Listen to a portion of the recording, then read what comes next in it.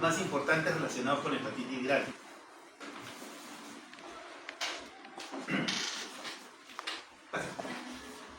En una revisión, últimamente se ha revisado, se han compilado todo lo que viene a ser los reportes sobre hepatitis viral a nivel mundial, y ha salido un documento que lo he puesto en la bibliografía, que es de la OMS. Es un documento de cerca de 60 páginas, una cosa así, que va a ser la lectura obligatoria.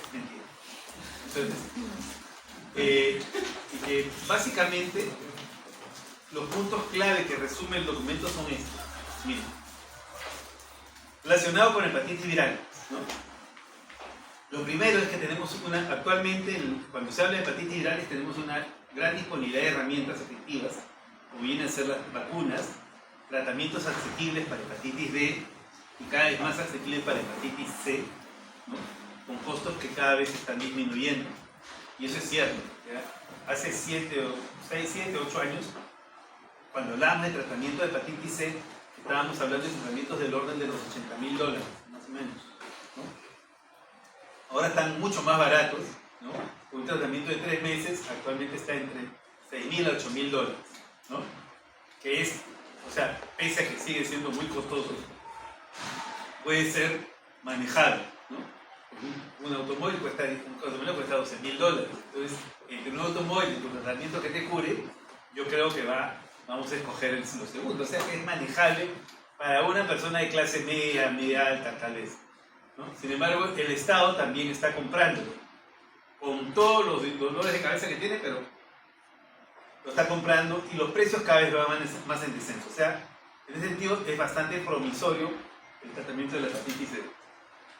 Perdón, de la hepatitis C. Después, hay modelos innovadores de atención. Actualmente ya el tratamiento en los tratamientos pangenotípicos para hepatitis C son tan sencillos de llevar que pueden ser manejados en un servicio de atención primaria de salud. En el caso de hepatitis B, de igual manera se maneja como el VIH, ¿no? Existen países que ya han logrado grandes hazañas, por ejemplo Egipto, que ha erradicado prácticamente la hepatitis C, ¿no?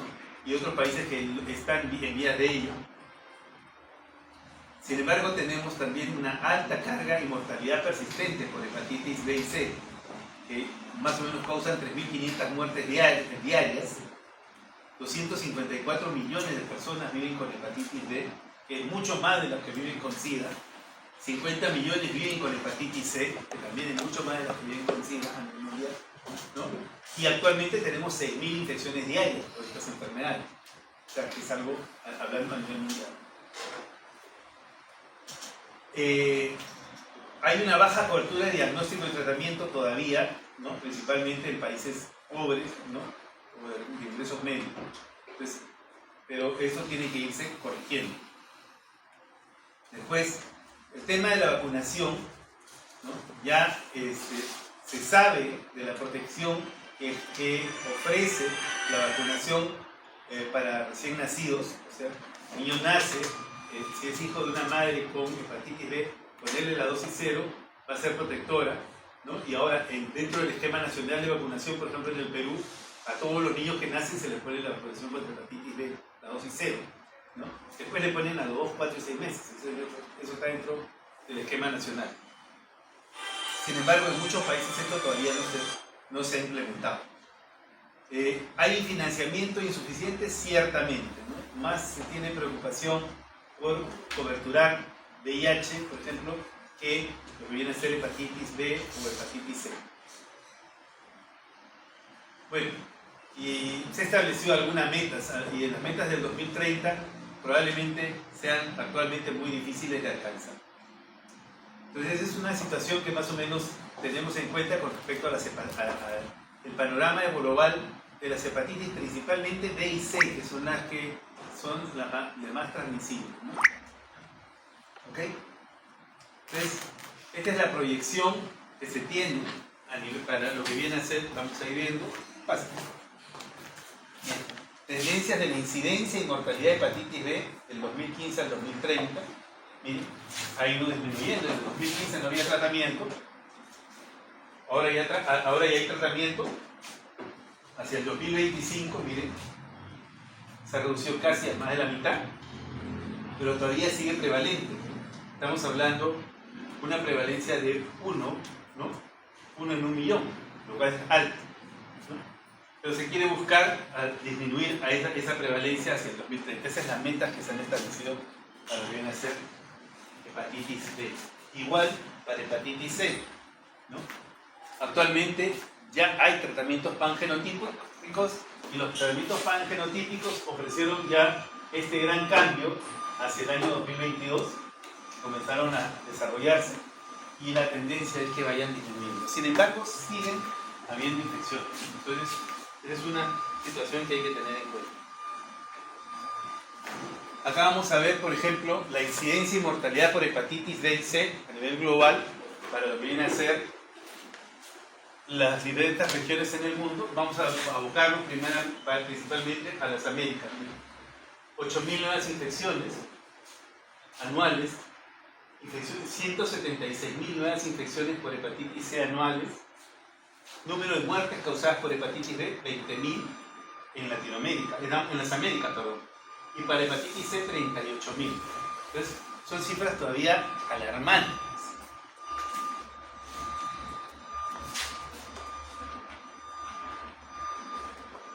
Hepatitis, esta es la prevalencia. Hace un rato hablamos de incidencia, vamos a hablar de prevalencia. Miren, para las Américas es 0.5% para hepatitis B. Para hepatitis C es igual 0.5%. Y aquí viene mi pregunta, ¿es más o menos que la prevalencia de VIH?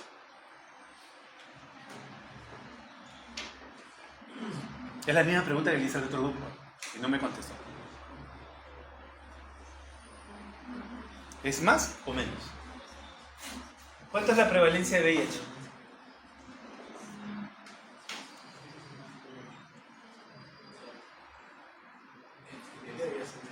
¿Ah? No me digas debería. ¿Es más o menos? Ok. Como les dije al grupo anterior, hay cosas que ustedes deben de aprendérselas para tenerlas como parámetros, ¿no? Para parámetros siempre, para poder tener una idea de las comparaciones, ¿ya? Y eso es algo que, para que lo tengan siempre en cuenta. Una de ellas, se deben de aprender así siempre, es la prevalencia de tuberculosis en el Perú. ¿Cuánto es la prevalencia de tuberculosis en el Perú? ¿Quién sabe? ¿Cuánto es? No es 0. La prevalencia de tuberculosis es 100.000 por 100.000 habitantes. La prevalencia de tuberculosis oscila entre 80 y 100 por 100.000 habitantes. Esa es la prevalencia de tuberculosis. ¿Ya? Entonces, como nosotros tenemos ese parámetro de referencia, podemos tener en cuenta si la cosa está aumentando o disminuyendo. Y eso es algo que uno debe saberlo año tras año, ¿no? ¿Cómo va la prevalencia? ¿Cómo se está moviendo la prevalencia? O es un indicador que nos dice cómo está la situación de salud en el país. ¿Ya? No lo deben de olvidar, por eso les preguntan. Usualmente se lo preguntan en el ENAM. Usualmente se lo preguntan y lo deben saber, ¿no? No se les perdona que no lo sepan. ¿Ya? Es como al contador tú le preguntas cuánto es los contadores al comienzo de año siempre tienen que aprenderse cuál es el valor de la unidad impositiva tributaria, ¿no? Ustedes también, pero los contadores más, ¿no? Entonces, si no saben el valor de una unidad impositiva tributaria, mejor que salte por esa barata, ¿ya? Porque de eso viven. Y ustedes también deben de saberse eso. ¿Cuál es la prevalencia de tuberculosis en el Perú? Otro valor que para tener referencia es la tasa de mortalidad infantil, pero bueno, no voy a meterme en temas pediátricos. Pero otro punto que deben de saberse también es la prevalencia del VIH en el Perú, en la población, ¿no? Que también tienen que saberlo, porque también es un parámetro de referencia, ¿no? Porque si aumentara, nosotros diríamos que estábamos pasando de una situación de una situación focalizada a una situación endémica. Entonces, si disminuye, estaríamos bien. Y entonces ustedes deben saberlo, ¿no? Entonces tienen que investigar. Porque, por ejemplo, ahorita yo les digo que estamos en 0.5 del 0.5% y ustedes no saben decirme si es más o menos que lo que hay en mi derecho. Están en un problema porque no van a saber responder. Y si se los pregunto en el examen, no van a saber respondérmelo. Y van a perder sus 5 puntos y no van a sacar sus 20. Y no van a tener su puntito. Entonces tienen un problema serio.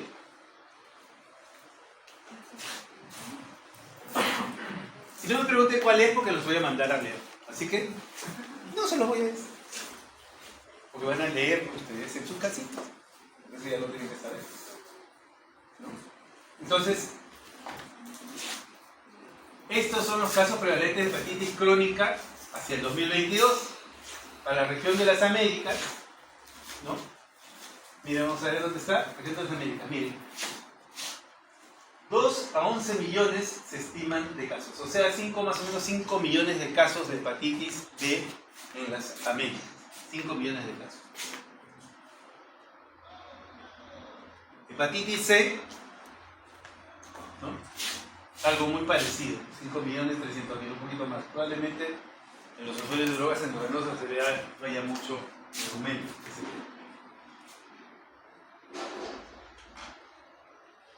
Cobertura, esta es otra situación importante. Otro número que también deben de saber. Miren, cobertura de la primera dosis de hepatitis B en los infantes. Hace un rato hablábamos y decíamos que tenemos que ponerle la primera dosis de vacuna de hepatitis B a los infantes, ¿no?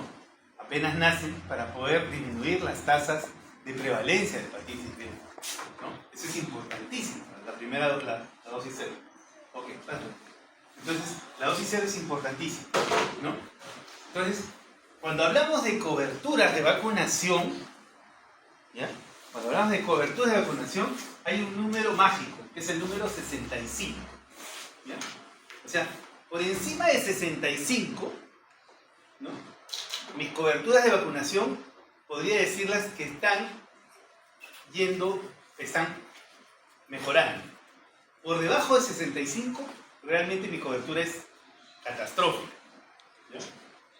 Si tú me dices que la cobertura de vacunación de cualquier vacuna está por debajo de 65, ¿no?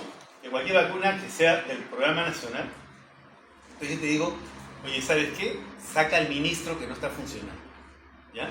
No está trabajando. Entonces, si ustedes están en su posta y su cobertura de vacunación de su posta está por debajo de 65, están en un problema, ¿ya?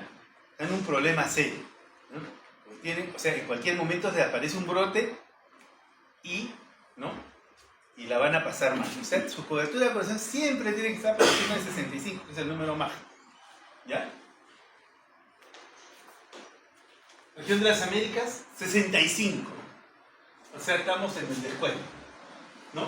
Tercera dosis, cobertura de tercera dosis, 83%, más o menos, ¿no? Pero la primera dosis, o sea, al nacer, estamos en 65. Quiere decir que no estamos vacunando lo suficiente, ¿no? Tenemos que mejorar ese número. ¿Ya? Miren Europa. Europa siempre hace una catástrofe para vacunar, una catástrofe. Que no lo creo. Pero bueno. ¿No? O sea, cobertura de primera dosis de hepatitis era las primeras dosis de nacer. Perú está entre el 80 y el 89%, ¿no? Perú está ahí. Brasil, estamos como Brasil, estamos como Colombia, ¿no? Perú, Brasil y Colombia, ¿no? Pero el que gana siempre es la tripa, es Chile, ¿no? Chile, Dominicana también tiene buenos niveles. Pero Chile tiene más de 90%. Es lo que nos pasa Haití, mira, Haití está blanco. Está blanco, ¿no? Está blanco. Así. No tiene nada. Entonces, Dominicana sí, Haití está. Entonces, ¿qué sucede? Entonces, se tiene que mejorar, ¿no? Se tiene que mejorar esas cosas. No estamos tan mal, ahí dice 89%. Pero gana Chile. Gana Chile. Aparte tienen a Gareca. Bueno, no hemos mandado a la gente para que los acude. Entonces, Epidemiología del virus de la hepatitis A. La infección por hepatitis A ocurre en... Ahora vamos a... perdón. Me olvidé la parte. Bueno, ya hemos tenido un panorama amplio de lo que viene a ser las dos enfermedades más difíciles, que son hepatitis B y C. ¿Ya? Ahora vamos a pasar a hablar de cada una de las enfermedades. Vamos a comenzar con A y E. Entonces, A y E son muy parecidas en su transmisión, en su clínica. Van a haber algunas cosas que van a ser resaltadas cuando hablemos, pero casi son muy parecidas. En la transmisión es fecal oral. Las dos son fecal oral. Entonces, A y E son fecal oral. Las dos hacen cuadros agudos. A diferencia, la E, algunos serotipos de la E pueden desarrollar cuadros crónicos. En la A, no. Las dos pueden hacer cuadros fulminantes, en poco porcentaje pueden hacer. ¿Ya? Entonces, son cosas que vamos a tener bien claras cuando hablemos de A y E. Comencemos por A. La infección por A ocurre en todo el mundo con una incidencia de 1.5 millones y 11.000 muertes anuales. El virus de hepatitis A se transmite por vía fecal oral, frecuentemente en países con malas condiciones de higiene y saneamiento. En países con alta seroprevalencia, la mayoría de las infecciones ocurren en niños pequeños y son asintomáticos, jóvenes y adultos sin anticuerpos protectores son vulnerables a brotes y formas más graves. O sea, es una enfermedad que se da predominantemente en niños y jóvenes. En países de altos ingresos, la seroprevalencia es baja, porque tienen un buen saneamiento, se puede decir. Pero estos compadres, cuando viajan a zonas endémicas, ¿no?, por comer en la calle, ¿no?, o comer en lugares de dudosa saneamiento, o por contacto sexual, podrían infectarse de hepatitis A o E. ¿Ya? Entonces, ¿qué es lo que generalmente le sucede a las personas que vienen a hacer turismo? ¿No? Hacen turismo gastronómico, ¿no?, y van a lugares donde no recomendados, ¿no? Entonces pueden contagiarse de hepatitis A, o tienen turismo sexual y se contagian de hepatitis A, ¿no? La transmisión nosocomial es rara, pero si en un hospital aparecen casos de hepatitis A, entonces ese hospital tiene un problema serio de lavado de manos. ¿Ya? ¿Me entienden? ¿Ok? Por no decir otra cosa. ¿Ya? Entonces ahí hay que tener cuidado. A es un virus tipo RNA de la familia Picornaviridae. ¿Ya? Es estable a bajo pH y a 60 grados lo destruyes. Cualquier método de esterilización es bueno para anular A, ¿no? Por eso les digo, si hay A en el hospital es porque son cochinos, ¿no? Entonces es otra cosa, no saben, no hay un buen manejo de excretas, ¿no? Ese es un problema. Acá lo tenemos al virus A. Lo que hay que identificar es un RNA monocatenario, ¿no? Básicamente, este es el genoma del virus, para que lo conozcan, ¿no? No vamos a profundizar en eso. Esta patogénesis es prácticamente copia de la patogénesis de E. ¿Ok? Es prácticamente, las dos son copiadas, básicamente. El virus replica en intestino delgado, ¿no? De ahí migra al hepatocito, al hígado, por vía porta. Replica el intestino delgado, por vía porta al hígado, ¿no? El lugar donde mayormente se va a replicar es en el hepatocito. ¿Por qué se dirige al hígado? No sabemos, es poco conocido. La replicación es seguida de excreción del virus, que involucra formación de vesículas en los hepatocitos, ¿no? Y durante la infección aguda, la viremia y la excreción viral fecal del virus aparecen a los pocos días de la infección. O sea, me infecto con hepatitis A, ¿no? Se infecta, hago el cuadro de hepatitis y prácticamente por heces estoy eliminando el virus constantemente. La viremia típicamente persiste hasta la aparición de síntomas y la excreción del virus en heces permanece por unas a 2 semanas luego. O sea, estando con síntomas, tengo 2 semanas más allá, voy a seguir teniendo excreción de heces, de virus por heces. Por eso es altamente contagiante. O sea, si tengo una persona con hepatitis A, debo de controlar la transmisión por excreto, ¿cierto? ¿No? Okay. Entonces hay que tener en cuenta eso, ¿no? Y debo de incrementar mis medidas de lavado de manos y todas esas cosas. Y si está en el hospital, con mayor razón. Porque si no, hasta el interno se enferma, ¿no? La respuesta inmune predominantemente es en base a anticuerpos neutralizantes. Y lo que vamos a ver es una elevación de IgM en la primera etapa, y luego vamos a tener una elevación de la inmunoglobulina G, ¿no? Entonces, miren, la caída de la inmunoglobulina M se da en 4 a 6 meses, o sea, persiste largo tiempo, ¿no? Y en el caso de la inmunoglobulina G, persiste de por vida. O sea, el que le dio hepatitis A, lo tiene de por vida. ¿Puede donar sangre? Sí, puede donar sangre, ¿ya? Porque ya está curado, ¿ya? ¿Entiendes? Oye, doctor, me dio hepatitis A de niño y me han dicho que no puedo donar sangre. ¿Quién te lo dijo? No, entonces ya averigüen quién se lo dijo para... Pero ya ustedes entiendan que es hepatitis A, estoy hablando de hepatitis A. No estoy hablando de todas las hepatitis, ¿ya? Entonces, ¿ok? El rol protector de la inmunoglobulina A en heces aún no ha sido definido. Si excreta por heces, entonces vamos a tener, es un poco útil, porque yo vería. El cuadro clínico es autolimitado en el 99% de casos. El pequeño porcentaje que queda ahí va a desarrollar enfermedad, puede desarrollar enfermedad fulminante. No hay, en hepatitis A, no hay enfermedad crónica. O es aguda, o piña tú, fulminante, ¿no? Pero no hay enfermedad crónica. Rara vez, obviamente menos del 1%, hepatitis, enfermedad forma hepática fulminante. La gravedad de la infección está relacionada con la edad. Los niños pequeños usualmente son asintomáticos, ¿no? Entonces, niños mayores o adultos van a presentar más síntomas, ¿no? Ahora, los síntomas siempre son síntomas que están relacionados con gastroenteritis, ¿no? Fiebre, malestar, anorexia, vómito, náusea, dolor, malestar abdominal y diarrea en algunos casos se podría presentar. ¿Qué pasa con respecto a la evolución de las pruebas hepáticas? Las aminotransferasas séricas se elevan durante el desarrollo de los síntomas. O sea, ¿cómo monitorizo yo a un paciente con hepatitis? Es valorando sus transaminasas, ¿ya?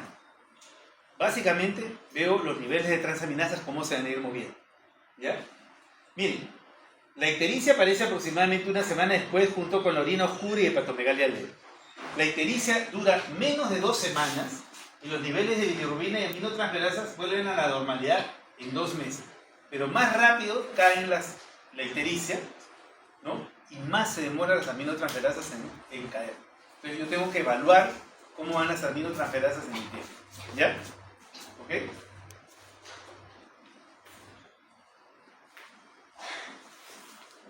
Los niños mayores y adultos suelen ser sintomáticos durante varias semanas, ¿no? El periodo de incubación de la hepatitis A es de 15 a 50 días, ¿no? Es una enfermedad que además se hablaba de los 40, así como algunas enfermedades científicas son los días 7, estas son de los 40. 40 días previos, 40 días de enfermedad y 40 días de convalecencia, ¿no? Más o menos para tener una idea de cuánto tiempo es el que tengo que monitorizar al paciente, ¿no? Los síntomas prodrómicos incluyen fatiga, malestar, náusea, vómito, fiebre, dolor en el cuadrante superior derecho, seguidos de orina oscura, de posiciones pálidas, o sea, apolia, o hipopolia o apolia, prurito y ictericia en algunos casos. Pero lo característico es la coluria, ¿no? Y la acolia, ¿no? Las deposiciones blancas, ¿no? Eso o sea, si la mamá, el papá es observador, le va a decir, doctor, me llama la atención que las deposiciones de mi hijo han perdido su color normal. Uno conoce el color de sus deposiciones, ¿no? Entonces, y en el caso de cuando hay hepatitis, ¿no? Hepatitis A, lo que vamos a ver es de que prácticamente las deposiciones son blancas, ¿no? Tienden a tener un color cremoso, ¿no? Que llama la atención, ¿no? Y lo otro es la coluria, ¿no? Entonces uno le pregunta al paciente y el paciente también nota que su orina, ¿no? ha aumentado el color, se vuelve intenso, ¿no? Si usted pregunta, ¿orinas como la Coca-Cola? Y te dicen sí, ¿no? ¿Sí? Y eso es algo que se ve, ¿no?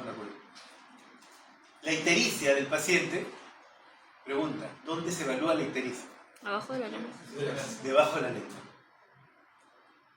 Es debajo de la lengua. Acuérdense eso.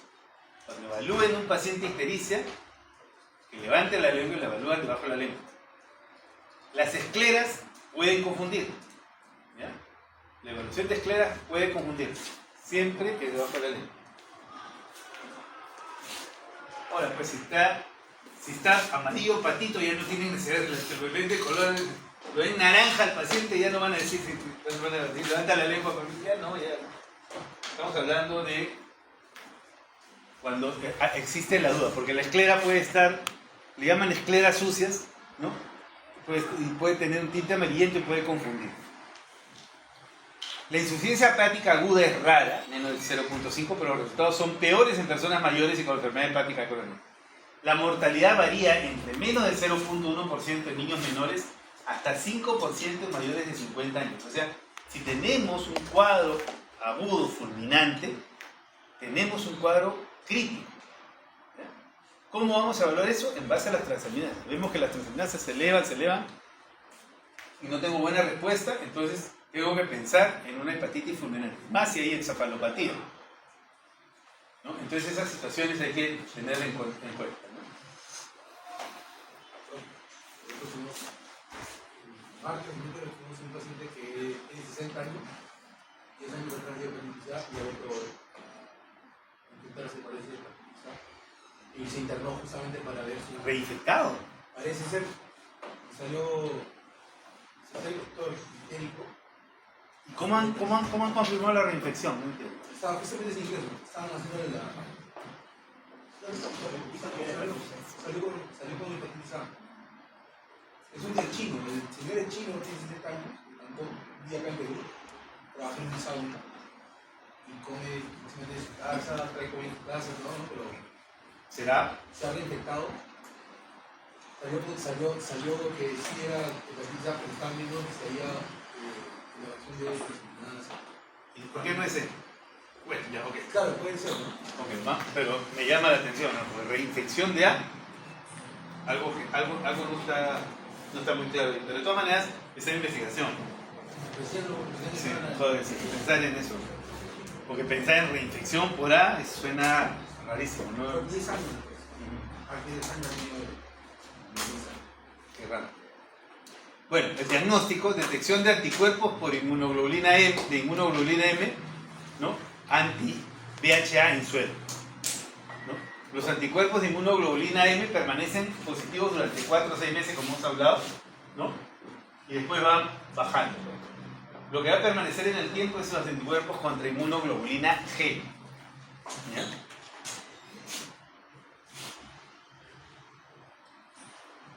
Las personas vacunadas con hepatitis A, los anticuerpos pueden aparecer 2 semanas después de la vacunación y los títulos nunca son tan altos como de infección natural, ¿no?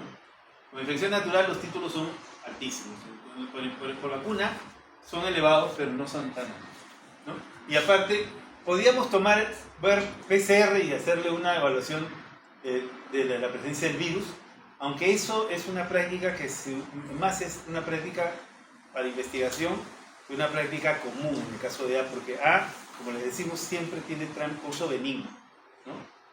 Por ejemplo, el caso que cuenta Morote, probablemente yo le haría más una carga viral de hepatitis para averiguar hepatitis A, para realmente averiguar si es que es A o no, ¿no?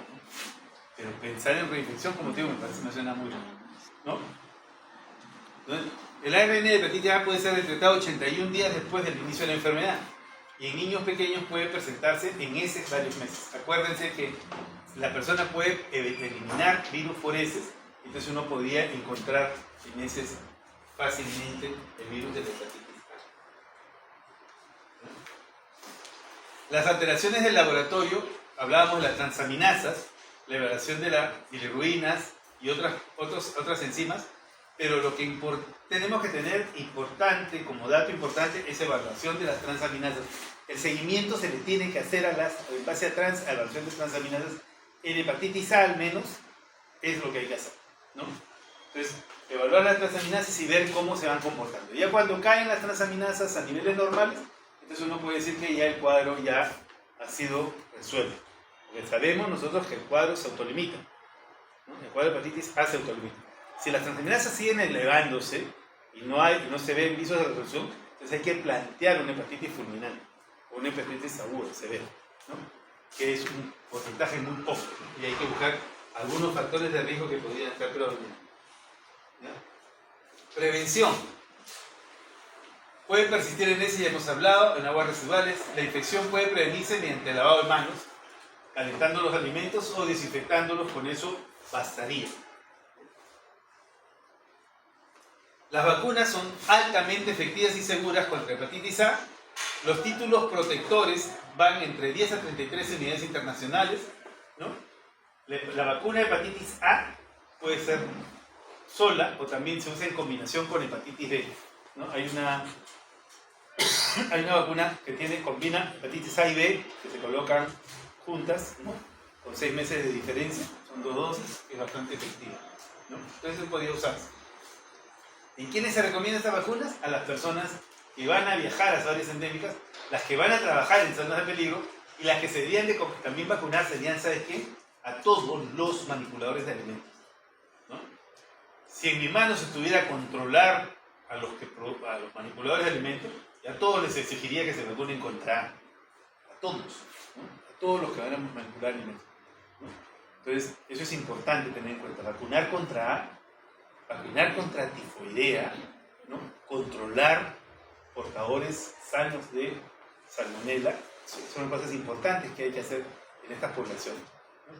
Sin embargo, nuestras gobernantes lo que le piden a los manipuladores de alimentos es la prueba de BRL.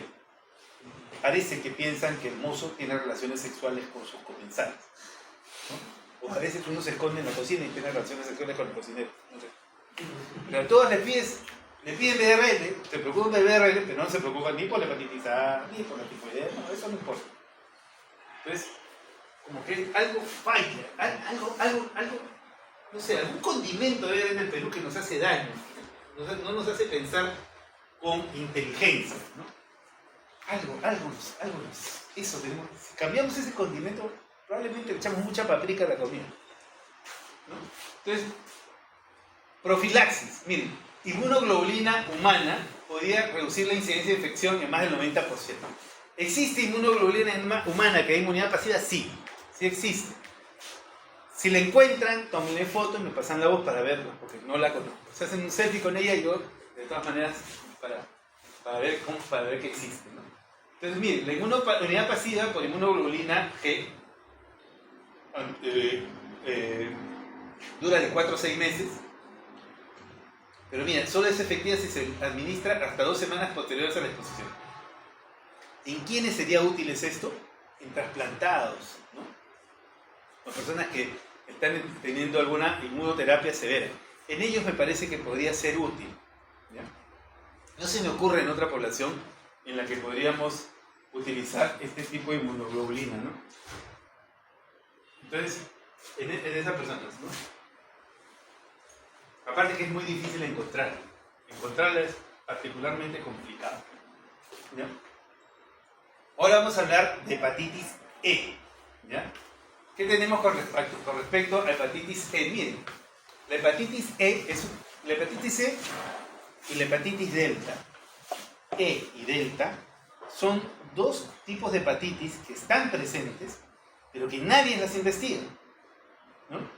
Siempre las dejamos de lado y las investigamos al final, ¿no? Y me parece que ahí hay un descuido, a todo nivel, ¿eh? A nivel, no solamente acá en el Perú, sino en todas partes. Hay un descuido para hacer el diagnóstico de estas enfermedades, ¿no? Yo creo que debería pensarse más, ¿no? En hepatitis E. Pero miren qué dice. 20 millones de infecciones agudas, 44.000 muertes anuales a nivel mundial, es alto, ¿no? Existen 4 genotipos y hasta 24 subtipos de hepatitis E, ¿no? Los genotipos 1 y 2 son los más comunes a nivel mundial y afectan principalmente a humanos, causando brotes en adultos jóvenes. Muy parecido a, ¿no? Entonces, ¿ya? Entonces me atrevería a pensar que el caso de nuestro amigo tiene que ver con él en algún momento. En áreas endémicas se transmite principalmente por vía fecal-oral a través de agua contaminada. La transmisión por transfusiones de sangre es poco común y la vertical también en el 7º trimestre de embarazo se podría dar. O sea, básicamente fecal-oral.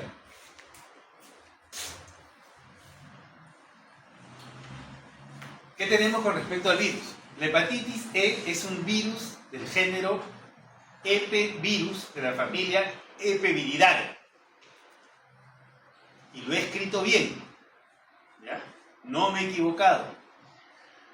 Se los estoy aclarando para que no piensen en herpes virus y no piensen en la familia Herpes viridae. Estoy poniendo bien claro Epevirus. No hay R acá al medio, y acá tampoco hay R. Entonces, Epevirus de la familia Epeviridae. ¿Ya? ¿No? Que es una familia específica para virus E. ¿Ya? Mucho cuidado con eso, porque en la lectura, por leer rápido, pueden cometer errores. Más si están en un examen. No está relacionado con ningún otro tipo de virus conocido. ¿Ya? Hay el virus porcino, el aviario, que serían los más cercanos, pero no están muy relacionados. Es poco estable al calor y a los 60 grados se elimina, igual que A, ¿no? Se elimina fácilmente con el autoclavado, al calor y todo eso.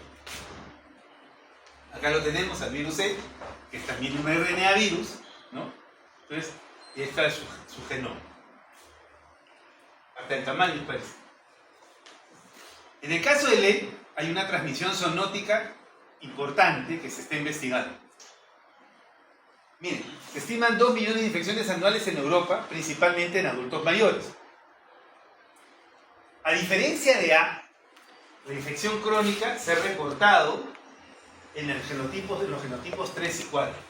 Ya decimos, el 1 y 2 son los más frecuentes, pero el 3 y 4 podrían estar asociados a infecciones crónicas por él. A no tiene infección crónica, ¿no? Entonces eso hay que tener en cuenta. Ahora, miren, acá vamos a ver distribución de hepatitis E. Y acá en verdecito tenemos zonas endémicas y zonas altamente endémicas. Entonces, en las zonas endémicas de E tenemos en Latinoamérica, Brasil, Perú, Chile, Argentina. Bolivia nunca tiene información, o yo pensaría que tiene todo. ¿Ya? Entonces aquí los países que tienen información de hepatitis. Estados Unidos también, miren. Y miren cómo es altamente endémico. Transmisibilidad, ¿no? Es más del 25%. México. África, para variar, África. Toda Asia, ese chinito yo pensaría que tiene E. ¿Ya? Entonces, toda Asia tiene E, ¿no? De alta transmisibilidad. Entonces allí hay que tener en cuenta, ¿no? No hay de ser que haya tenido E en el pasado y después ha tenido A. Y se lo apostaría, no sé qué médico estaría en tu grupo, pero no estaría. Patogénesis, inmunidad. Revalíate, ¿no? Mándalo al Loaiza, nosotros no lo podemos. Patogénesis, inmunidad. Luego del ingreso fecal, miren, es igualito a. Luego del ingreso fecal oral, la replicación se realiza en el intestino y de ahí va al hígado por vía porta. La replicación es análoga a hepatitis A, lo que hemos hablado hace un rato. En animales infectados, la injuria hepática coincide con la disminución de antígenos de E en los hepatocitos. Eso se ha visto en animales, no en humanos. La viremia en sangre y la excreción fecal del virus se establece en 2 semanas y se prolonga hasta 2 a 4 semanas del establecimiento de síntomas. Es pintiparado como hepatitis A, ¿no? Está todo igualito. Entonces, ¿no? Solamente que uno demora 2 semanas y acá demora 4. Este como que se prolonga más, pero hay que pensarlo, ¿no? Hay que pensar en esa posibilidad. Esta tablita nos habla de las similitudes y las diferencias entre uno y otro. Miren, el coronavirus epevirus, fecal oral. Este es para el ciencista, mira. Hepatitis A, 15 a 50 días. Hepatitis E, 2 a 6 semanas. Todo el mundo decide es diferente. Si multiplican 2 por 7 sale 14. Si multiplican 6 por 7 sale... ¿cuánto? 42. 42. Se parece mucho, ¿no? 15 a 50 y el otro 14 a 42. Es prácticamente igual, no hay ninguna diferencia, ¿no? Los síntomas casi indistinguibles, autolimitada, autolimitada, pero, dice acá, puede ser grave en embarazo o cirrosis. A diferencia, acá, autolimitada sin progresión de enfermedad crónica. O sea, no tiene progresión de enfermedad crónica. Grupos de riesgo, niños adultos, acá los grupos de riesgo mismos. Inmunodeprimidos, cirrosis y embarazadas. Tasa de mortalidad 0.5, menos de 0.5 en casos agudos, de acá 0.5 a 3 en población general, 25% en embarazadas en el tercer trimestre, peligrosísimo en embarazadas. Infección crónica no se ha descrito en inmunosuprimidos, generalmente genotipos 3 y 4, anticuerpos, ¿ya?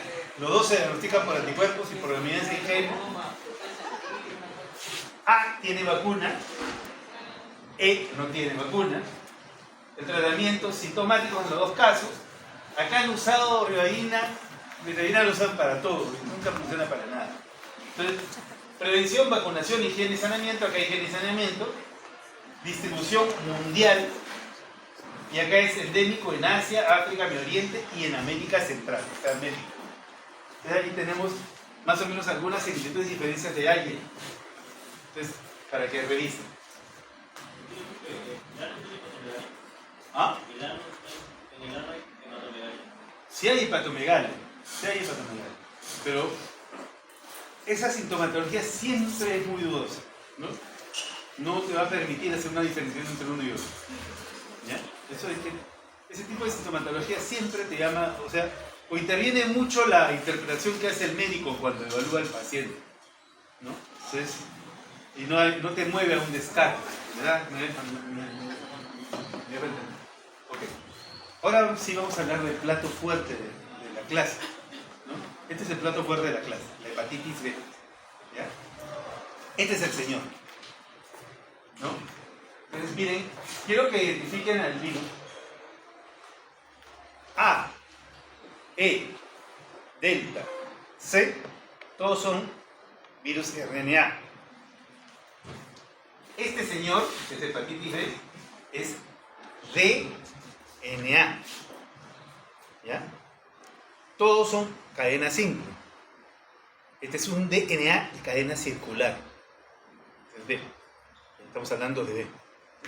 Ahora, esas son cosas que hay que entenderlas, ¿no? En cuanto a las características del virus, ¿no? Miren, es una vuelta y un poquito y media, ¿no? Casi cadena doble, ¿no? ¿Qué es lo que vamos a hacer? Pues es un DNA virus. O sea, ¿qué cosas vamos a tener que identificar? Lo que vamos a identificar cuando hablemos de B. Algunas cosas importantes es el antígeno de superficie, que es la proteína de superficie, que es importantísima. Otra cosa que tenemos que identificar es estas proteínas de acá adentro, que están como bolitas en un hexágono, que son las proteínas de core, que van a guardar al DNA. ¿Ya? Y estas de acá, que es la proteína E, que es el antígeno E, son las que tenemos que acordar, ¿verdad? Entonces, S, E y las proteínas del core que van a permitirnos funcionar, van a funcionar como antígeno. De todas, probablemente la más importante sea S, porque S, la proteína S, nos va a permitir varias cosas. La primera es que nos va a permitir identificar la condición de cronicidad del paciente, ¿no? O de agudeza de cronicidad. O sea, cuando hay antígeno, recuérdense bien, cuando hay antígeno S, estamos hablando de que haya enfermedad, puede ser aguda o puede ser crónica, cuando hay antígeno S, ¿ya? Entonces es importante tener en cuenta, ¿no? Entonces, ese es uno. El antígeno S también sirve para lo que viene a ser vacunas, ¿no? Porque las vacunas se elaboran en base a el antígeno S, ¿no? Se produce de manera industrial, o sea, con el cultivo celular se produce el antígeno S y de eso se elaboran las vacunas. O sea, Es importante para las vacunas. Después nos indica cronicidad, ¿verdad? Y la tercera situación es que ese, ¿no?, va a formar parte de la estructura viral del virus Delta. Como vamos a ver cuando hablemos de Delta, ¿no? O sea, el virus Delta, para sobrevivir, necesita que esté el antígeno ese presente. ¿Ya? ¿Ok? Por eso es importantísimo eso. El antígeno E, ¿ya?, es un antígeno que se va a producir, ¿ya?, que se va a producir cuando hay una viremia intensa. Voy a ponerle volumen porque ahorita debe venir la amiga que no me paga. Es que ya no me escribió.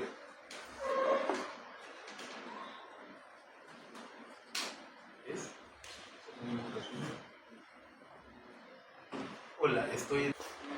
eso es lo importante que tener en cuenta.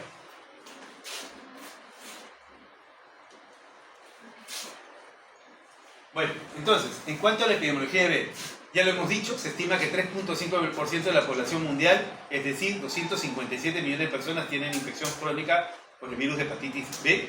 Se estima que 3 millones se producen de nuevas infecciones al año. Se calcula que la hepatitis B es responsable de más de 300.000 muertes cada año, carcinoma hepático y cirrosis hepática incluidas. La prevalencia de infección crónica por B varía de 0.1 a 7% en áreas de mayor prevalencia.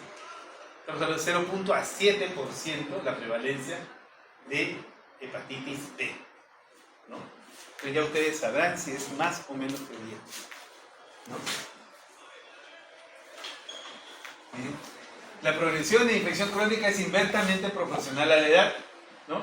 Más los infectados al nacer y 5% en adultos infectados. ¿Qué pasa? Es importante porque se detecta que hay zonas endémicas de hepatitis B en varias partes del mundo. En el Perú, por ejemplo, la zona nororiental es particularmente endémica para la hepatitis B. Existen tribus, por ejemplo, la tribu de los Candoches, que tienen prevalencia altísima. Casi toda la población ha sido diezmada por la hepatitis B. Entonces, también en la zona de Ayacucho tenemos hepatitis B.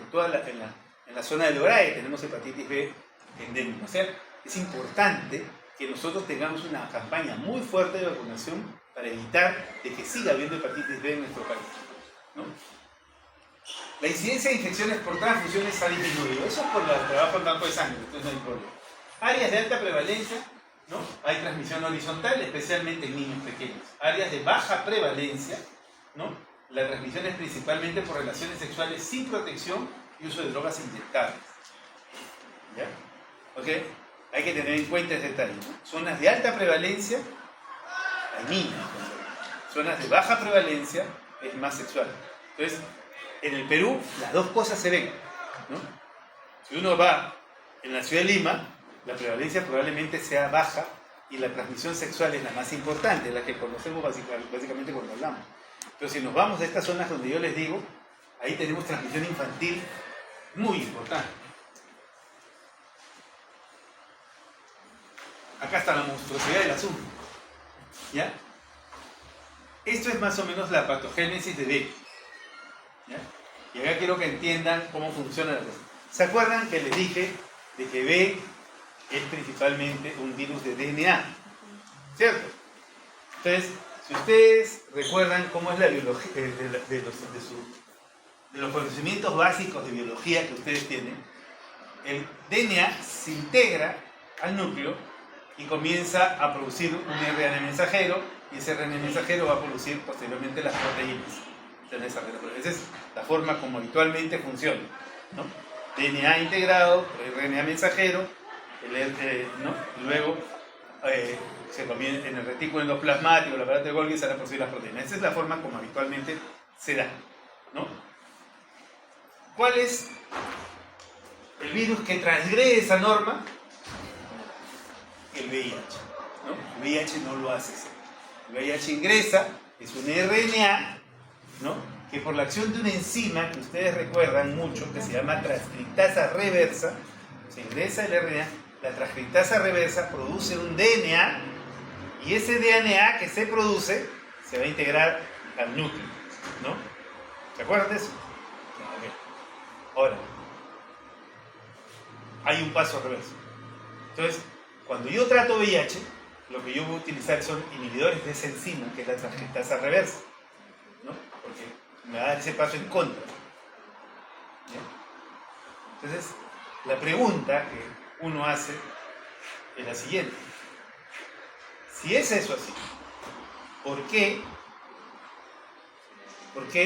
utilizo inhibidores de transcriptasa reversa en hepatitis B? ¿Alguien tiene el conocimiento? ¿Sabe? ¿Por qué utilizo inhibidores de transcriptasa reversa en hepatitis B? Si lo que tengo es un virus DNA. Si tuviera un RNA, comprendería por qué utilizo un inhibidor de transcriptasa reversa. Pero si tengo un virus DNA, ¿por qué uso un inhibidor de transcriptasa reversa para tratar hepatitis B?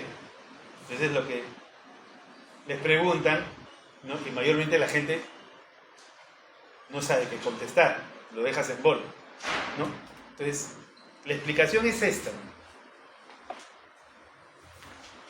Este es el virus, el virión. Ingresa íntegro. Libera el DNA. ¿Se acuerdan que les decía que no es un DNA circular? Se libera acá. Ingresa al núcleo. Se integra, ¿no? Se integra al núcleo de la célula, del hepatocito, y produce un RNA mensajero y produce un pregenoma de RNA mensajero. Miren, el pregenoma del RNA mensajero sale al Golgi y acá aparece una transcriptasa reversa. ¿Se dan cuenta? Va a la transcriptasa, aparece una transcriptasa reversa. Esta transcriptasa reversa, ¿ya? Hace, o sea, una vez que se produjo de todo, agarra, da un paso hacia atrás, comienza a dar un paso hacia atrás y comienza a sintetizar DNA viral nuevamente. Este DNA viral que se forma vuelve a entrar al núcleo, vuelve a integrarse y vuelve a producir lo mismo, ¿no? Y esto es un círculo vicioso, ¿no? O sea, el virus agarra, entra, se replica, vuelve a invadir al hepatocito y esto se perpetúa, ¿entienden? Como le digo, esta es la danza macabra de la hepatitis B, ¿no? O sea, se integra, se desintegra y vuelve a integrarse y vuelve a hacer esto. Entonces, y a raíz, por la aparición de esta transcriptasa reversa.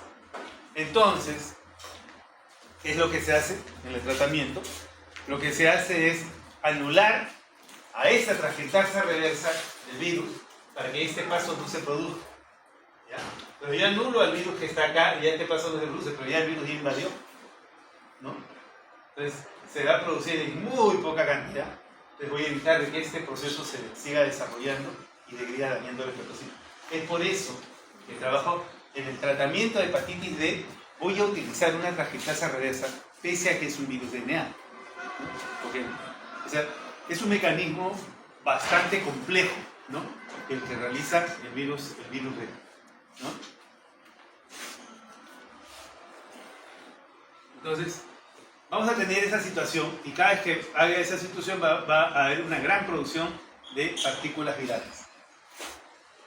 El periodo de infección aguda por B. Ahora, el B, dado eso, el B tiene una variedad de manifestaciones clínicas, ¿no? Tenemos todas. Tenemos la infección aguda, tenemos la infección crónica, tenemos la infección crónica reagudizada, tenemos la enfermedad fulminante y bueno, básicamente y finalmente va a producir cirrosis y cáncer. O sea, el virus B hace todo, ¿no? ¿No? Sí. Es muy agresivo, es un virus muy agresivo, ¿no? El periodo del B es de 1 a 4 meses, ¿no? Miren, un pródromo similar a enfermedad del suelo, seguido de síntomas como anorexia, náusea, histeria, un cuadro de hepatitis. 70% de los pacientes van a presentar cuadro subclínico anitérico. Es por eso que la mayoría de las personas que tienen hepatitis B se les descubre cuando se le hace un dosaje de antígeno. Le das el antígeno ese y ¡pum! Sale positivo. Oye, tienes B. ¿Pero cuándo? Si yo nunca he tenido hepatitis. O sea, has tenido, solamente que no te has dado cuenta, porque ha pasado su clínica. ¿no? Puede ser más grave en pacientes coinfectados con otros virus. Como vamos a ver luego, el virus B se coinfecta con cuánto virus hay. Con C, con Delta, con VIH, con todo se coinfecta. Entonces es altamente agresivo. Los síntomas y la ictericia suelen resolverse en unos 3 meses, pero algunos pacientes experimentan fatiga prolongada o de por vida muchas veces, ¿no? La insuficiencia hepática fulminante es rara, 0.1 a 0.5% de casos. Y se cree que está relacionada por lisis. O sea, hay una gran replicación y podría producir una insuficiencia hepática grave.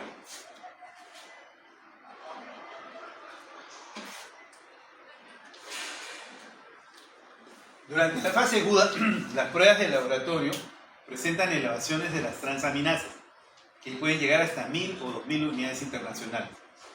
La bilirrubina podría ser normal, ¿no? Y hacen cuadros de hepatitis anitérica, ¿no? Ahora miren, la normalización de las transaminasas séricas en pacientes se recuperan generalmente después de 1 a 4 meses, ¿no? Miren, y la evaluación persistente de las transaminasas durante más de 6 meses indica progresión de hepatitis crónica. ¿Qué pasa ahí? Me da hepatitis B, se elevan mis transaminasas en la fase aguda, después descienden las transaminasas y las transaminasas nunca, o sea, llegan a los valores normales. Siempre persisten ligeramente elevadas. Entonces, el neófito puede cometer el error de interpretar como que ya se curó. No es cierto. ¿Ya? No es cierto. Cuando yo veo un paciente que le diagnostiqué hepatitis B, veo la elevación de las transaminasas hacia 1000 a 2000, ese diagnóstico lo hace cualquiera. ¿Ya? Lo hace cualquiera. ¿No? Entonces, las abuelitas lo hacen el diagnóstico. Tienes la transaminasa, tienes hepatitis. Eso la abuelita es el diagnóstico. ¿Ya? La elevación posterior de 1 o 2 veces el valor normal, ese diagnóstico de hepatitis crónica lo hace el médico. ¿Ya? Entonces hay que tener en cuenta ese detalle. ¿Por qué? Porque ustedes ven que hizo elevación y después no llega a recuperarse completamente. Entonces, como ustedes piensan, dicen, oye, no, puede estar haciendo un cuadro crónico. Entonces, para asegurarse, ¿qué prueba le piden? ¿Qué prueba le pedirían para asegurarse si es que hay daño hepático o no? Transaminasas. Ya pidió transaminasas. ¿Las he encontrado ligeramente? ¿Ah? No. ¿Ah? ¿Qué? No te escucho. No, Fidescan no. ¿Qué prueba hepática? Sí, rapidita pediría. Tiempo de protombina. Para ver cómo está si el tiempo de protombina está elevado, ustedes dicen, acá hay un problema, ¿no?, en la síntesis de factores de coagulación. Recuerden que la trombina es producida por el hígado, o sea que está fallando, quiere decir que hay una síntesis, hay un problema en la síntesis de factores de coagulación. ¿Qué otra prueba pedirían? ¿Ah? No. Albúmina. NR no. NR no te indica función hepática. Pero lo dijiste. Tiempo de protombina. Es tiempo de protombina, piden albúmina, porque la albúmina se sintetiza en el hígado. Entonces piden albúmina. Entonces piden tiempo de protombina, piden albúmina, ¿no? Y con las transaminasas elevadas ya tienen 3 parámetros para decir que hay daño en la función de hepatocito. La bilirrubina te habla de excreción de bilis, no te habla de función de hepatocito, ¿no? Probablemente te podría orientar sobre la glucuronización, pero a ti lo que te interesa, ¿no? Si no está itérico, vas a encontrar bilirrubinas normales, pero lo que no te está probando que tienes daño hepático. Pero para probar daño hepático pides albúmina, pides tiempo de protombina y pides transaminasas. Y si las 3 están alteradas o 2 están alteradas, tú puedes decir que hay daño hepático y está entrando una transición. Entonces, eso, aunado a antígeno S, tú dices, oye, tienes una hepatitis crónica por eso. Por lo menos tengo eso. Por lo menos. Puede haber más. Entonces, por ahí yo hago la interpretación. ¿Me entienden? ¿Okay? Entonces, cuidado con esos detalles. Cuidado porque en la evaluación clínica tienen que pensar así. Entonces, Muchos pacientes son asintomáticos mientras que otros presentan síntomas inespecíficos como fatiga. Importantísimo es que si yo tengo un paciente con hepatitis, cualquiera que ésta sea, lo que tengo que hacer es ponerlo a descanso al paciente. ¿Ya? El paciente tiene que descansar. Y descansar es sentarse, echarse en su cama o estar sentadito y sin hacer nada. No es que me siento y me pongo a trabajar con la computadora, ni me pongo a jugar con los videojuegos, nada. ¿No? Entonces no, es descansar. ¿No? Por ejemplo, si es aliancista, no, que no vea alianza, pues se le va a empeorar el hígado. ¿Ya? Tiene que hacer descanso el paciente. ¿No? Entonces, ese es el tema. Entonces, ¿ya? Y el paciente tiene que hacer descanso durante todo el tiempo que las transaminases están elevadas. Puede ser meses, lo cual es muy difícil. ¿No? Es muy difícil. Un paciente, dile a un paciente que no se mueva. ¿No? Entonces, es muy difícil controlar. Pero es la forma como uno debe manejar. ¿Ya? Entonces, la hepatitis B puede causar carcinoma hepatocelular, como te dije, y puede causar, ¿no? Puede causar cirrosis. Y las dos cosas pueden ir por separado. El riesgo de cáncer sin cirrosis va de 0.2 en personas de raza blanca y 0.4 en personas asiáticas. Nosotros debemos pegarnos para este lado, probablemente. El riesgo anual de cáncer hepático con cirrosis es más del 2%.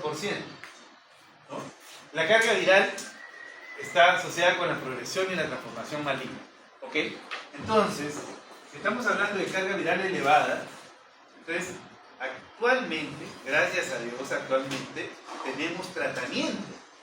Entonces, al paciente se le debe dar tratamiento apenas que nosotros, que tenemos sospecha de que el paciente esté entrando a la transición. En la etapa aguda, no. En la etapa crónica, sí. Tratamiento tiene que darse.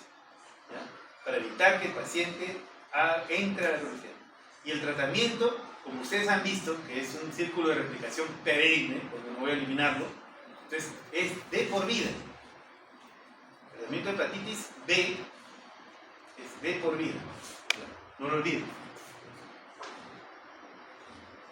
Independientemente del valor de la carga viral. ¿Ya?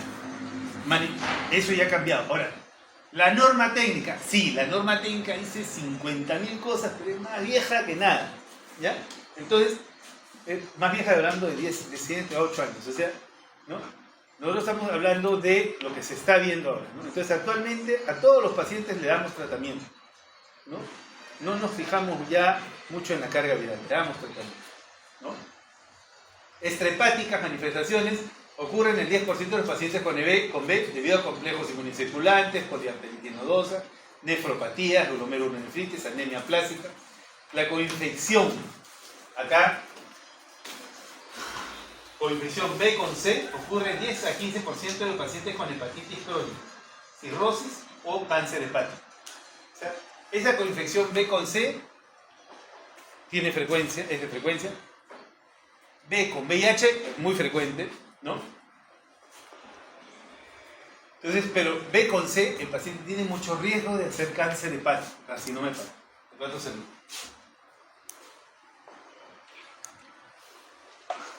Otra grafiquita que tienen que aprendérsela de memoria. ¿Ya? Acá, ¿cómo vamos a hacer? Vamos a ver acá la historia natural de B, ¿ya? En un paciente que se curó. ¿Ya? Acá están los meses y está la concentración del, ¿no? Los niveles de detección. Lo primero que vamos a ver es hepatitis, lo primero que vamos a ver es antígeno S, ¿ya? El antígeno S que nos indica la condición de enfermedad de los pacientes, ¿no? Miren, inicialmente el antígeno S se va a elevar, ¿no? Y va a decaer, si el paciente resuelve la enfermedad, va a decaer en un promedio de 5 a 6 meses, va a decaer el antígeno S. Y una vez que decae, va a aparecer el anticuerpo contra S, ¿ya? Va a aparecer el anticuerpo contra S. Voy a asustarme. Va a aparecer el anticuerpo contra S aquí mismo. El anticuerpo contra S. ¿Ya? Entonces, el anticuerpo contra S nos indica, y la caída del antígeno completamente, nos indica que la persona ya ha resuelto prácticamente la enfermedad. ¿Qué otra situación vamos a tener importante? Miren, otra situación importante que vamos a tener es el antígeno E.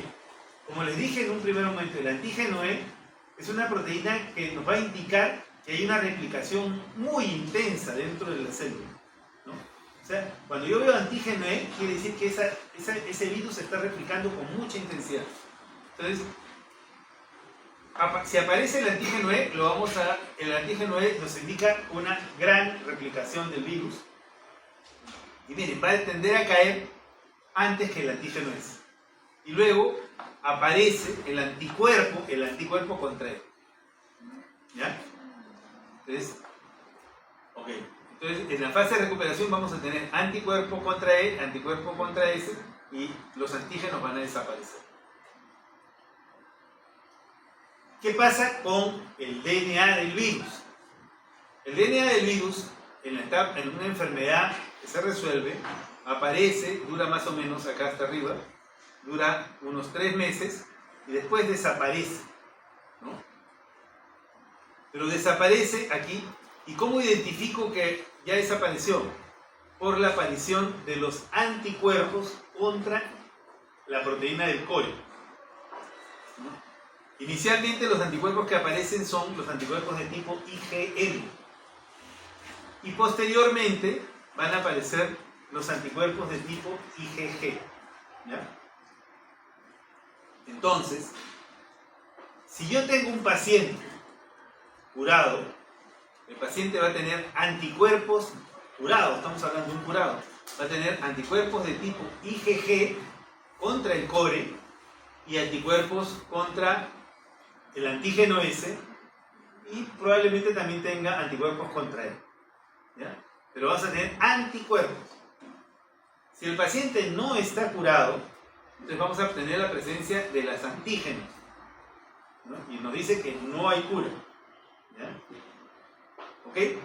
¿Estamos claros en eso? Bueno, si hay carga viral presente, ya no hay la menor duda de que el paciente no está curado. No hay. Las transaminasas se van a comportar de una manera relativa, ¿no? Y van a ir resolviéndose en el tiempo, y los síntomas más. Pero eso es lo que hay que tener en cuenta, ¿ya? Por eso es que es importante que ustedes tengan en la mente este gráfico. Estas son las interpretaciones que tenemos. Miren, por ejemplo, una persona que nunca se vacunó, ¿ya? Y que nunca tuvo exposición al virus, va a ser negativo a todo. Entonces, como es negativo a todo, como nunca se vacunó, no tiene anticuerpos contra ese y es un susceptible. O ese compadre en cualquier momento se puede contagiar la infección. ¿Ya? En la infección aguda temprana vamos a tener presencia de antígeno S y ninguno de los otros marcadores. O sea, antígeno S nos indica infección aguda. Luego, avanzada la infección, vamos a tener antígeno S, va a comenzar a aparecer el anticore IgM, ¿no? Infección aguda, IgM, anticore y antígeno S, ¿no? Entonces es infección aguda. Cuando se está resolviendo, ya aparecen todos los marcadores. Aparece el antígeno S, todavía persiste el S, aparece el anticore total, o sea, IgM y IgG, ¿no? Y van a comenzar a aparecer los anticuerpos contra ese. ¿Ya? En pacientes recuperados vamos a tener anticuerpos contra el core de tipo IgG, vamos a tener anticuerpos contra ese.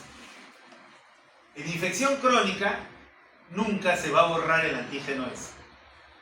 El antígeno S va a estar presente y el anticore también. ¿Ya? El anticuerpo. Los inmunes por enfermedad, o sea, me dio la enfermedad y me curé, voy a tener anticuerpo contra ese. Me dio la enfermedad y me curé, voy a tener anticuerpo contra ese y voy a tener anticuerpo IgG contra el core. ¿Ya? Es decir, inmune por enfermedad. El vacunado No tiene por qué tener anticore, no tiene por qué tener antígenos de ningún tipo, y solamente tiene que tener, el vacunado, solamente tiene que tener anticuerpos contra ese. ¿Ya? Porque en la vacuna lo que yo le pongo es antígeno ese para que desarrolle anticuerpos contra ese. El vacunado tiene anticuerpos contra ese, no tiene nada más. ¿Ya? Si la persona tiene anticuerpos contra ese y tiene anticore, ese es un curado. Tuvo la enfermedad y se curó, o tuvo la infección y se curó. ¿Ya? Vean claramente ese tema. ¿Ya? Tratamiento. En el caso de la infección aguda no es necesario, ¿ya? Porque ya sabemos que se autolimita la enfermedad, casi en la mayoría de los pacientes. Lo que tenemos que hacer es un seguimiento del paciente y ver si luego en la fase de resolución, ¿ya?, el paciente está entrando en la cronicidad. Cuando evaluamos nuestras transaminasas, cuando evaluamos nuestro tiempo de protombina, cuando evaluamos al paciente cómo está su albúmina, y cuando en ese momento agarramos y vemos que hay antígeno ese, decimos, oye, este es crónico, este está entrando en la cronicidad, ahí le voy a dar tratamiento. ¿Ya? ¿Y el tratamiento cuál es? Es el tenofovir. ¿Ya? El tratamiento, una vez que se inicia, será de por vida. ¿Ya? El objetivo del tratamiento es reducir el riesgo de cirrosis y cáncer hepático en la persona al suprimir la replicación del virus B, cuando hemos hablado de la inmunopatogénesis, ¿no? Y disminuir la inflamación del hígado. No voy a eliminar el virus. El tratamiento para hepatitis B no elimina el virus, por lo tanto se da de por vida. ¿Ya? No se corta el tratamiento, se da de por vida. Y acá está. El virus B no puede erradicarse por completo debido a la persistencia de los DNA circulantes, ¿no?, en la célula, ¿no?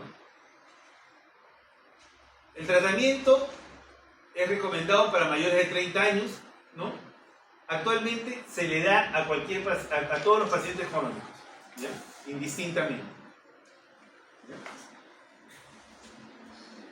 Este es el tratamiento. Miren, en el Perú el tratamiento se da en base a tenofovir isopropil fumarato, ¿no? Esta es la dosis diaria, TDF, ¿no? Y en los pacientes que tienen problemas renales o otros problemas que no les puedo dar el tenofovir, les voy a dar el entecavir. Acá en Perú usamos tenofovir, TDF fumarato o entecavir. A la fenadía no tenemos en el país. Si tuviéramos, podríamos dar, ¿ya? Y podríamos darlo si el paciente también tiene problemas renales. Entonces, pero lo que tenemos es tenofovir fumarato o entecavir. Ahora, si ustedes recuerdan, el tenofovir fumarato, a esta dosis, está formando parte del tratamiento antirretroviral, base en el Perú. En el Perú se da tenofovir, lamivudina, dolutegravir, ¿no? Es el tratamiento para VIH. Entonces, cuando damos el tratamiento por VIH, entonces a un paciente también lo estamos coberturando para hepatitis B si lo tuviera. Ahora, ¿la lamivudina tiene acción contra hepatitis B? Sí, pero genera mucha resistencia. Por eso ya no está dentro del esquema de tratamiento. Porque por ahí le pueden decir, ¿la lamivudina también se usa para hepatitis B? Sí, también se usa para hepatitis B, pero su barrera genética es muy corta, por lo tanto, el tenofovir lo supera ampliamente. Prevención. La vacuna, todas las vacunas tienen antígeno S, recombinante, purificado y se cultiva en células, en cultivos celulares. No es antígeno producido por el virus, sino es antígeno producido en cultivos celulares. ¿Ya? O sea, no le estoy vacunando con virus. ¿Entienden? O sea, ¿puedo vacunar a un VIH avanzado? Sí. ¿No? Sí lo puedo hacer. ¿Le puedo dar doble dosis? Sí, lo debo hacer. No hay ningún problema. ¿Pueden revacunarme 50.000 veces? No hay problema. La cosa es lograr niveles adecuados. El esquema nacional, ¿ya?, el esquema nacional involucra, en el caso de niños, 4 dosis. La dosis al nacer, apenas nace dentro de las 24 horas, se le pone una dosis, que es la dosis 0 de hepatitis B, y luego al niño se le pone en el mes 2, en el mes 4 y en el mes 6. Ese es el tratamiento, es la vacunación para el niño, para los niños acá en el Perú. Entonces, 0, 2, 4, 6. Son 4 dosis. no son 3 dosis. A veces le dicen, son 3 dosis. No, mentira, son 4. 0, 2, 4, 6. Son 3 dosis, 4 dosis. ¿Ya? ¿Okay? Hay que tener en cuenta ese detalle. Porque también les pueden sorprender con eso. ¿Okay? En los adultos que no se han vacunado, o sea, ustedes, por ejemplo, antes de entrar a los hospitales les dijeron que se vacunen 3 dosis, ¿no? También con 2 meses de diferencia, ¿no? Es un esquema adecuado. Pero si por algún motivo no se han vacunado y necesitan vacunarse rápido, entonces pueden haber esquemas acortados de un mes, sí. Se puede usar el 0721 o 0728, también se puede usar, o sea, hablando de días, ¿no? Entonces se podrían utilizar esquemas acortados que son bastante buenos. ¿Es importante evaluar el nivel de protección de hepatitis D? Sí, es importante. Bien. Luego de un tiempo, ustedes podrían dosarse los niveles de anticuerpos contra hepatitis B y si están por encima de 10 unidades, ¿no? Los niveles de anticuerpos contra ese están protegidos. Pero mientras más alto lo tengan, es mejor. Entonces, probablemente, si ustedes se lo dosan y lo encuentran bajo, podrían colocarse un refuerzo sin ningún problema. O si han tenido una exposición de riesgo, podrían vacunarse en ese momento para elevar sus niveles de anticuerpos. ¿Qué es lo que hacemos cuando hay accidentes? ¿No? Ahora, si no se vacunó y se accidentó, aparte, yo agarré una soga y lo sacaría, porque pusieron en riesgo a todos, pero si no se vacunó y si no se vacunó y se accidentó, entonces lo que tendríamos que hacer es utilizar la inmunoglobulina, ¿no? Inmunidad pasiva, ¿no? Entonces, ¿existe la inmunidad pasiva? Sí, existe. Esta es la inmunoglobulina que podríamos usar en los que no se vacunaron, ¿no? Entonces, el problema es de que es bastante escasa, ¿no? Y la utilidad que tiene principalmente esta inmunoglobulina es para niños recién nacidos cuya madre tiene hepatitis B y tiene carga viral detectable o elevada. Ejemplo, gestante, le inicio su tratamiento con tenofovir, le evalúo su carga viral antes de dar a luz y veo que la carga viral de la señora está elevada. Entonces digo, uy, esta mujer tiene posibilidad de transmitirle a su niño hepatitis B, tiene más probabilidades de transmitir hepatitis B. Entonces, ¿qué voy a hacer? Entonces, apenas nace el niño, le coloco su dosis, ¿no? Y le coloco la inmunoglobulina, ¿no? Eso sería en ese grupo de personas, ¿no? O sea, principalmente para eso se utiliza la inmunoglobulina para ver. Entonces, eso hay que tenerlo en cuenta, ¿ya? Si es que tengo yo una gestante, o sea, y para eso tengo que estar preparado, ¿no? Porque si tengo la gestante, la estoy controlando, le estoy dando tratamiento, le doso la carga viral y veo que la carga viral hay carga viral, o sea, más o menos un mes antes de que da luz, ¿no? Le doso la carga viral y veo que la carga viral está elevada. Entonces yo digo, esta mujer me puede transmitir la hepatitis viral leve, entonces tengo que buscar la inmunoglobulina para poderle poner al nacer al bebito y evitar que el bebé se pueda infectar. Entonces es importante tener en cuenta, ¿no? Ese es el manejo adecuado. ¿Ya? Ahí voy a poner un paréntesis, porque la gente, ¿no? A veces viene la obstetriz, o viene el interno, o viene el médico. Doctor, tengo un escenario 3, un escenario 4. Cuando me dicen, me da ganas de ahorcarlos. ¿Qué cosa es un escenario 3? Un escenario 3, estamos hablando de un teatro, ¿no? Como los teatros son los que tienen escenario. Preséntame al caso para comprender la situación, ¿ya? Entonces me dice, oye, ¿es esto? Entonces yo, ya, ok, entonces hay que hacer esto, ¿no? El tema de los escenarios, lo utiliza la norma técnica. Y a ver si yo no le digo norma técnica, sino le digo norma trágica, ¿ya? La norma trágica. ¿Qué pasa? Doctor, no es un escenario 3, parece que es un 4. O sea, dame el caso, dime el caso que tengo acá y yo te digo qué tengo que hacer, ¿ya? Entonces hay que ser claros. O sea, su clínica, señores, su clínica es lo más importante. Su conocimiento de fisiopatología es lo más importante, ¿ya? No le digo qué hago con los escenarios, porque es una grosería, pero lo que tienen que hacer es manejar bien su clínica, entender lo que tienen ahí delante suyo. Si es una gestante con carga viral presente, si es una gestante que tiene tenofovir que le han dado, si no le han dado nunca tenofovir, si no se ha vacunado, si está vacunada, si le han puesto refuerzos, no le han puesto. En base a eso, interpretar lo que tienen delante, ¿ya? Y ante la duda, pongan la inmunoglobulina y busquen la inmunoglobulina al paciente y no salgan a correr a las 8 de la noche a llamarte donde sea. Doctor, no tenemos inmunoglobulina. ¿Y qué cosa quieres? ¿Que me vuelva anticuerpo? Entonces ese es el tema. Ya renegué. Virus delta. El virus delta es un virus defectuoso, ¿no? Requiere la presencia del antígeno S para ensamblaje y excreción del virus. Los pacientes están coinfectados con B y delta o pueden portar el B y estar sobreinfectados con delta. Existen las dos situaciones. La coinfección, donde los dos virus están activos en el hepatocito, y la sobreinfección, donde no está activo el B y tiene antígeno S y se ha montado el delta y está produciendo una superinfección. Se estima que hay 250 millones de individuos antígeno S positivos a nivel mundial, de los cuales 5 a 10% están coinfectados con delta. ¿Ya? ¿Ok? Entonces, es un tema importante. Como les dije hace un rato,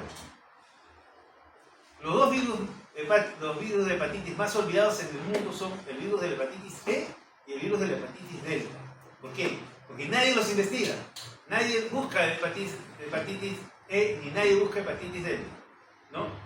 Y en su mente solamente está A, B y C, A, B y C. Pero delta y E como que se olvidan. Y es un mea culpa de todos nosotros, ¿ya? Entonces hay que pensar en delta. Cuando tengo S y veo problemas en el paciente y no resuelvo, tengo que pensar en delta y pedir para delta investigar, ¿no? Investigar anticuerpos para delta y con eso resuelvo el asunto. Y en el caso de ella, hemos hablado, ¿no? El caso del paciente Revalero. Entonces, acá tenemos al virus delta, en esta gráfica. Entonces, RNA es un virus RNA que necesita del antígeno S para poder ensamblarse. Si no hay antígeno S, este RNA no funciona, ¿ya?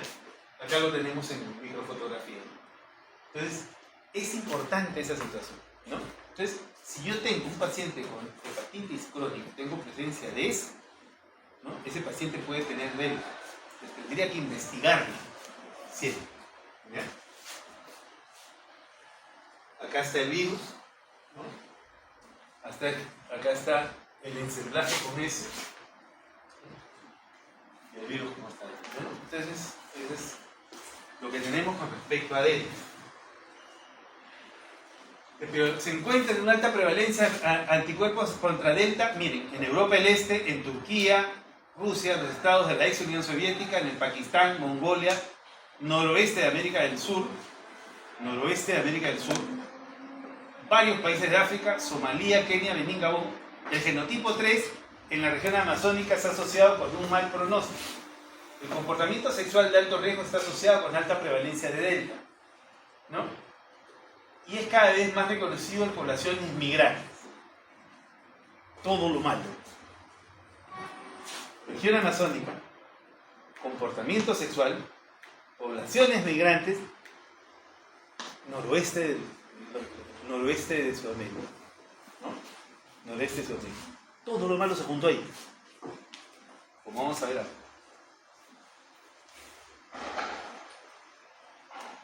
Acá está delta, ¿no?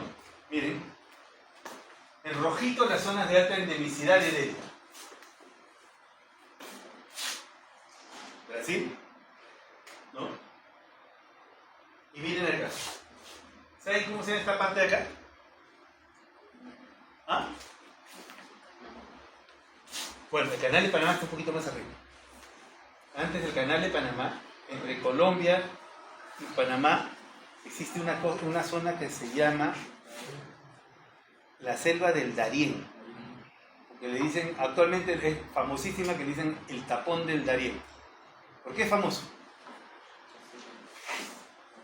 ¿Ah?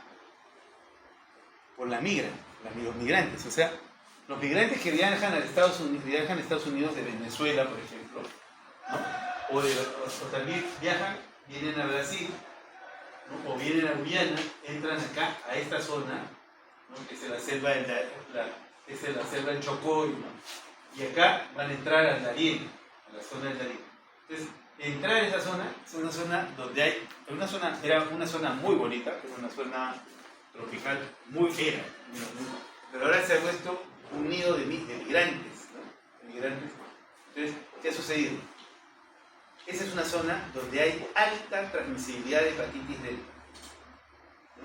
Y ahí, como le dice, se juntó todo, ¿no? Se juntó la Amazonía, la alta transmisibilidad, ¿no? Tráfico de personas, todo lo demás. Entonces, ese es un gran problema, ¿no? Entonces, es un gran problema. El otro problema es Brasil. Entonces, en Sudamérica tenemos esos lugares donde puede haber delta, y no me llamaría la atención que nosotros comencemos a tener mayor incidencia de delta en nuestro país, porque los que no logran pasar ese tapón del Darién no se van a Venezuela, si no regresan a otras partes. O sea, ahí tenemos un problema muy serio.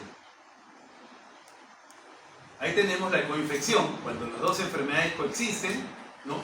Tenemos niveles elevados de inmunoglobulina M contra delta y niveles de virus de hepatitis, de antígeno S de hepatitis B, ¿no?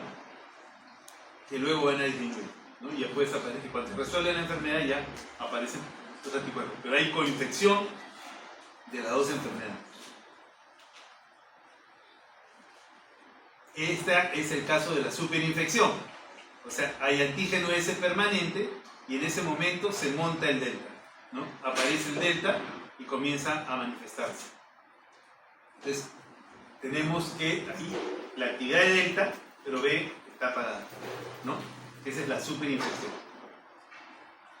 Las dos situaciones son igualmente graves, ¿no? Marcadores serológicos. Entonces, lo que tenemos que identificar es, bueno, el antígeno S siempre va a estar presente, como le dije, tanto en la coinfección como en la superinfección, o en la infección crónica, siempre va a estar el antígeno S, ¿no? Entonces, y siempre va a estar, y siempre va a permitir que, o sea, si está el delta, va a permitir que el delta subsista, ¿ya? ¿Ok? Eso es importante tener en cuenta. Ahora, los anticuerpos contra delta, si están presentes, ¿no? Podríamos hablar de IgM, que estamos hablando de una infección aguda, y ahí luego va a desaparecer, ¿no? Y la carga viral de delta también va a estar presente. O sea, eso es lo que hay que tener en cuenta con respecto a marcadores. Tratamiento. El tratamiento es, aquí ya es peliagudo, ¿no? O sea, el objetivo es erradicar la infección por delta y por B, ¿ya? Ok. Las terapias contra delta tienen actividad muy limitada, ¿ya? A diferencia de B y a diferencia de C, que sí tienen terapias, en las terapias para delta son muy limitadas. Como ven, se ha tratado de utilizar interferón pegilado, pero los resultados no han sido buenos, ¿no? Se ha añadido ribavirina y tampoco han sido buenos, ¿no? Entonces, en el caso de pacientes cirróticos, como que no se puede usar por la gran toxicidad que tiene el interferón. Entonces, y hay muchas recaídas que vamos a tener por eso. O sea, es particularmente severo cuando hay presencia de delta. Entonces, últimamente han aparecido, y van a ver en la bibliografía en los próximos años, han aparecido algunos tratamientos para delta, ¿ya? Y el más promisor es ese primero que dice, que es el bulevirtide, ¿ya? Entonces, el bulevirtide, que se ha aprobado en Europa y que ya lo están usando en Europa y al parecer tiene alguna importancia, pero también lo están asociando con el interferón pegilado, ¿no? Y hay otros tratamientos que están en investigación, ¿no? Esto nada más es para que lo tengan como conocimiento general, las tres primeras filas. En el caso de nuestro país, en el Perú, ¿qué tenemos frente a delta? No tenemos nada, no tenemos ningún tratamiento. Y lo que podríamos hacer, ¿no? Y lo que hacemos probablemente, es dar tratamiento con tenofovir, entecavir para disminuir la acción de B y evitar que haya más síntesis de S, y si evitas tú que haya síntesis de S, entonces delta no va a subsistir. Es lo que se hace, lo mínimo que podría hacerse cuando tengo delta, ¿no? Porque no hay tratamientos efectivos directos contra delta. Dentro de la bibliografía que reviso, ¿ya? Ese artículo es uno de los que apareció en el último año con respecto a el famoso bulevirtide y el interferón, pero que no habla de una eficacia total para lo que viene a ser el tratamiento de delta. Por lo tanto, esto todavía está en investigación. Entonces, estas dos últimas diapositivas que les estoy enseñando solamente es para que lo tengan en cuenta, y solamente hay que tomar en cuenta la última fila de esto que hablamos del tratamiento de hepatitis delta. Ya para terminar, vamos a hablar sobre hepatitis C. ¿Ya? Hepatitis C es también un virus RNA, es familia Flaviridae. Flaviridae, ¿qué otros virus conocen?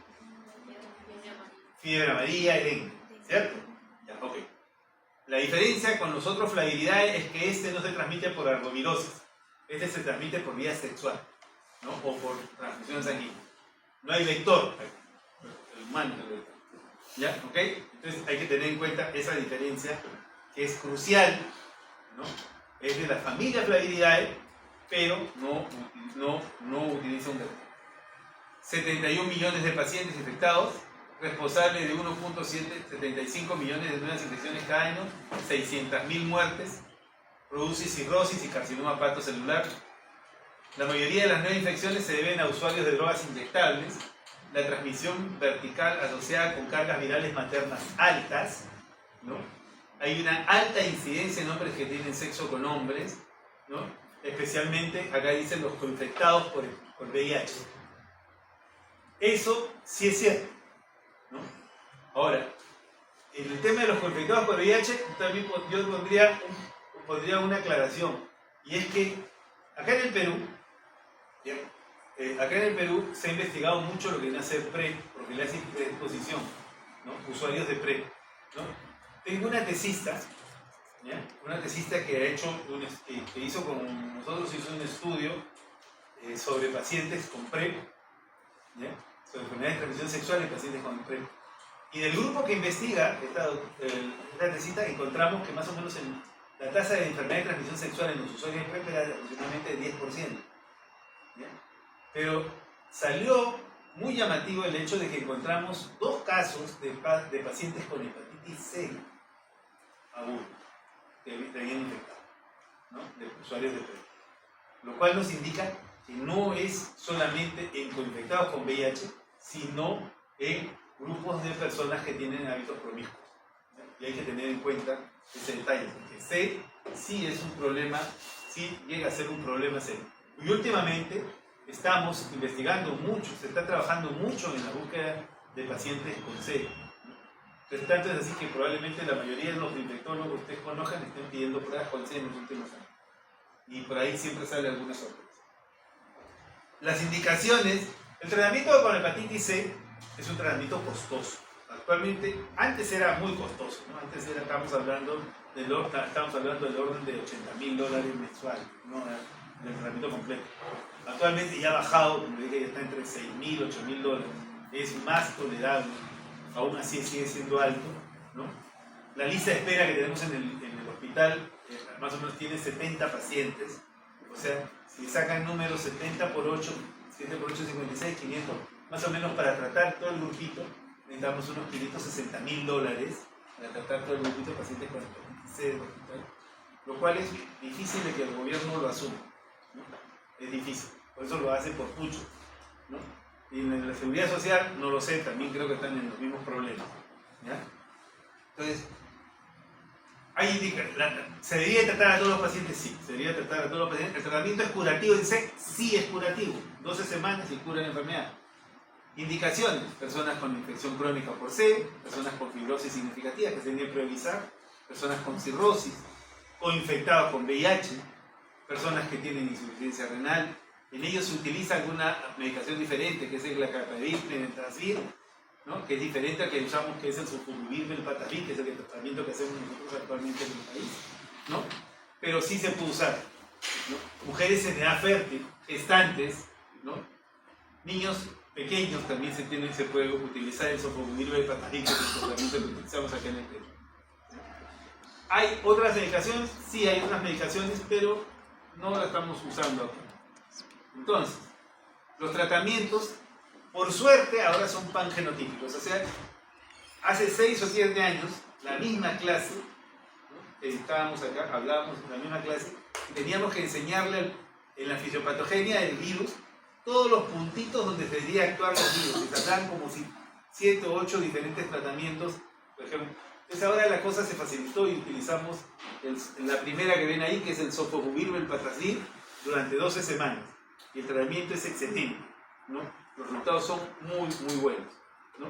Los otros son tratamientos que se podían también usar en el país, pero no son los que manejamos nosotros acá en el Perú, ¿ya? Entonces, que sepan que es sofosbuvir velpatasvir, yo creo que está bien que reconozcan eso, y que podía utilizarse en problemas, pacientes con problemas renales, podía usar el glecaprevir con el privesangil. ¿Ya? Ok. Esa es la bibliografía obligatoria. La lectura obligatoria es el capítulo 18 del Manso. Como les decía a sus compañeros del grupo anterior, hay que ponerse de acuerdo a ver qué día tomamos la prueba.